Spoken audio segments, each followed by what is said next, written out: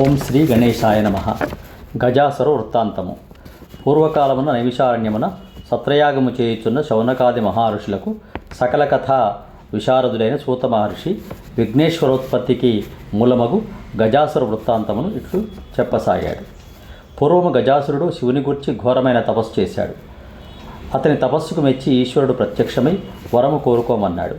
గజాసురుడు పరమేశ్వరుని అనేక విధముల స్తుతించి, స్వామి, మీరెల్లప్పుడూ నా ఉదరమునందు నివసించి కాపాడుమని కోరగా, భక్త సులభుడు అయిన శివుడు గజాసురుని ఉదరమునందు ప్రవేశించి సుఖంగా ఉన్నాడు.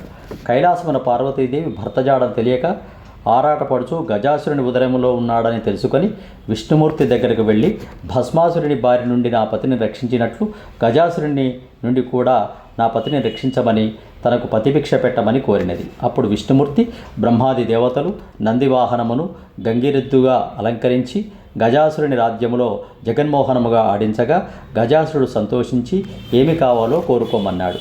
అప్పుడు హరి సమీపించి, ఇది శివుని వాహనము నంది, శివుని కనుగొనుటకు వచ్చే కావున శివుని ఇమ్మని కోరగా, గజాసురుడు ఇది విష్ణుమాయ అని, తనకు మరణము తప్పదని నిశ్చయించుకొని తన ఉదరములో ఉన్న పరమేశ్వరునితో నా శిరస్సు త్రిలోక పూజ్యముగా చేసి నా చర్మమును ధరించమని ప్రార్థించాడు. శివుడు సరే అన్నాడు.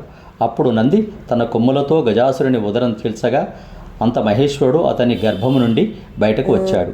అప్పుడు హరి శివునితో దుష్టులకు వరములివ్వరాదని హితబోధ చేశాడు. అందరూ తమ తమ నివాసములకు వెళ్ళారు. శివుడు నందినెక్కి కైలాసమునకు ప్రయాణమయ్యాడు.